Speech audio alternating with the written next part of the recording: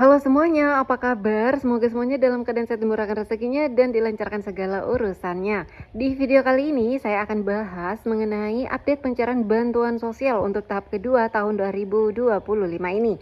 Jadi kepada Bapak Ibu semuanya ditonton video ini sampai habis ya.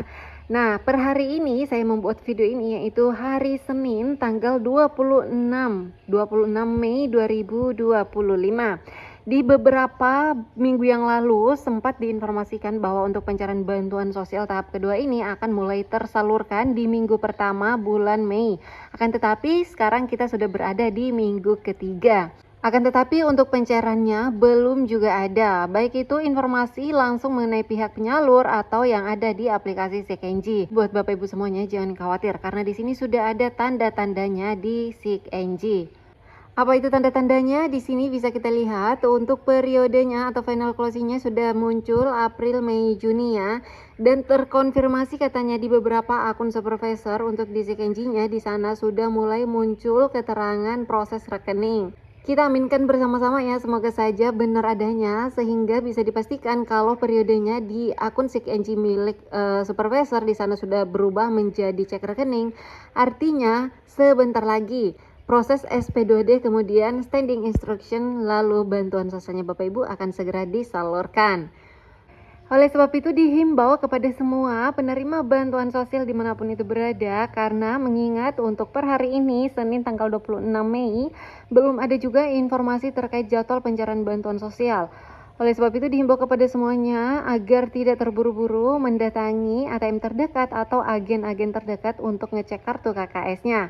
Dan juga dikurang-kurangi untuk ngecek melalui websitenya Cek Bansos atau aplikasi Cek Bansos karena sampai saat ini di aplikasi SeekNG aja belum ada progres penyalurannya. Jadi bisa dipastikan untuk keterangan yang ada di aplikasi Cek Bansos atau di websitenya Cek Bansos juga sudah pasti belum ada kelihatan hilalnya. Akan tetapi kembali lagi kita semuanya mendoakan bersama-sama agar penyaluran bantuan sosial tahap kedua ini akan segera ada hilalnya. Dan sudah pasti langsung saya informasikan lagi melalui channel ini ketika sudah ada info resminya. Selanjutnya di sini saya akan menjawab langsung pertanyaan yang masuk di video sebelumnya. Lama juga ya, ada 3 minggu saya nggak bikin video karena lagi ada kesibukan yang lebih prioritas. Nah, di sini ada pertanyaan yaitu apakah masih ada yang PT Pos? Oke. Jadi, untuk penyaluran bantuan sosial sampai saat ini metode penyalurannya masih tetap sama dengan sebelum-sebelumnya, yaitu melalui dua lembaga salur. Yang satunya melalui Bank Himbara yaitu Bank BRI, BNI dan juga Bank BSI.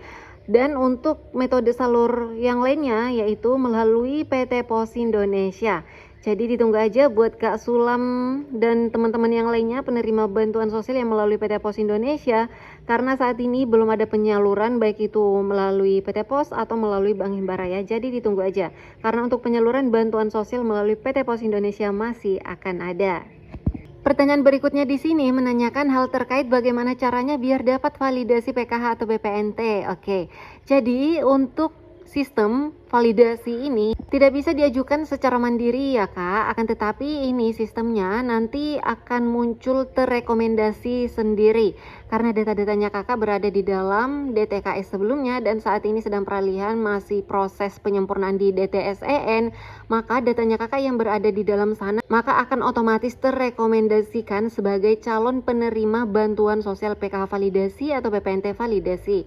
Kemudian ketika muncul di sana, misalnya namanya Kakak muncul sebagai nama-nama KPM yang direkomendasikan untuk mendapatkan bantuan sosial validasi, maka nanti akan keluar BNBA-nya, kemudian akan didatangi divalidasi melalui pendamping sosialnya masing-masing secara offline untuk memastikan lagi lebih lanjut apakah benar layak mendapatkan PK validasi atau tidak. Akan tetapi ada juga beberapa validasi penggenapan kuota. Nah, untuk validasi penggenapan kuota ini biasanya namanya akan langsung otomatis masuk sebagai penerima bantuan sosial susulan atau validasi by system. Kemudian nanti setelah cair bantuan sosialnya baru divalidasi. Karena untuk penggenapan kuota biasanya ya, kuota PKH atau kuota BPNT sehingga dilakukan validasi by system secara langsung. Di sini saya salvak ya sama komentarnya Kak Tri Oktalia. Waalaikumsalam Kak, semoga gajinya cepat cair ya buat Bapak Linmas di luar sana. Semoga gajinya cepat terbayarkan. Berikutnya di sini ada pertanyaan. Saya mau tanya, statusnya masih belum berubah November Desember, tapi PBJK-nya masih aktif bulan April. Apakah masih bisa cair di tahap kedua ini? Nah, kalau periodenya masih berada di November Desember, artinya tahap 1 kemarin nggak cair ya Kak ya. Nah, kalau bantuan sosialnya untuk tahap satunya nggak cair, maka kecil kemungkinan ya Kak bisa cair di tahap kedua ini. Kenapa saya bilang kecil kemungkinan? Karena tahap satunya aja nggak cair. Kalau misalnya tahap satu nggak cair, kemudian datanya nggak diperbaiki, maka bisa dipastikan untuk bantuan sosialnya tahap kedua nggak akan cair. Nah, yang cair di tahap 1 aja belum tentu cair di tahap 2 karena mengingat sekarang ada cukup banyak sekali perubahan mekanisme dan juga ada peralihan data melalui DTKS ke DTSEN sehingga ada kemungkinan beberapa data KPM di tahap 1 itu tidak masuk ke DTSEN atau ada juga yang tidak lolos survei DTSEN yang dilakukan yaitu di awal-awal tahun kemarin. Jadi kepada kakak yang tidak berubah atau belum berubah periodenya masih berada di November Desember, silakan langsung tanyakan hal tersebut melalui operator SIKNG yang ada di desa atau kelurahan tempat kakak tinggal atau lapor ke pendampingnya atau ke dinas sosial setempat.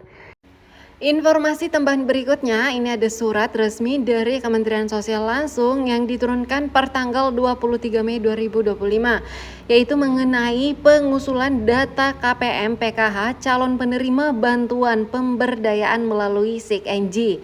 Jadi untuk saat ini seluruh pendamping sosial PKH yang ada di seluruh Indonesia telah dihimbau untuk mengusulkan minimal 10 orang KPM per pendamping yang ada di wilayah dampingannya masing-masing agar diusulkan penerima PKH tersebut melalui aplikasi SIKNG sebagai calon penerima bantuan pemberdayaan melalui SIKNG.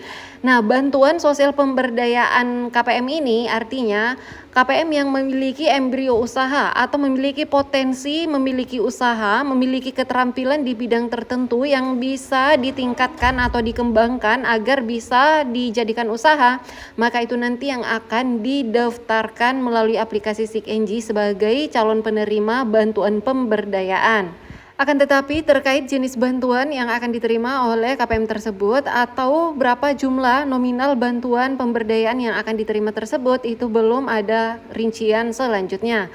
Akan tetapi menurut informasi apabila penerima bantuan pemberdayaan ini nantinya akan dibimbing secara bertahap dan siap keluar dari penerima bantuan sosial ketika nanti usaha yang ia jalankan itu berhasil. Jadi ini kurang lebih sama dengan pahlawan ekonomi Nusantara ya, dan kita lihat nanti ke depannya apakah yang akan mengelola nanti sebagai penerima bantuan sosial pemberdayaan ini masih PENA, pahlawan ekonomi Nusantara atau lembaga lain yang serupa.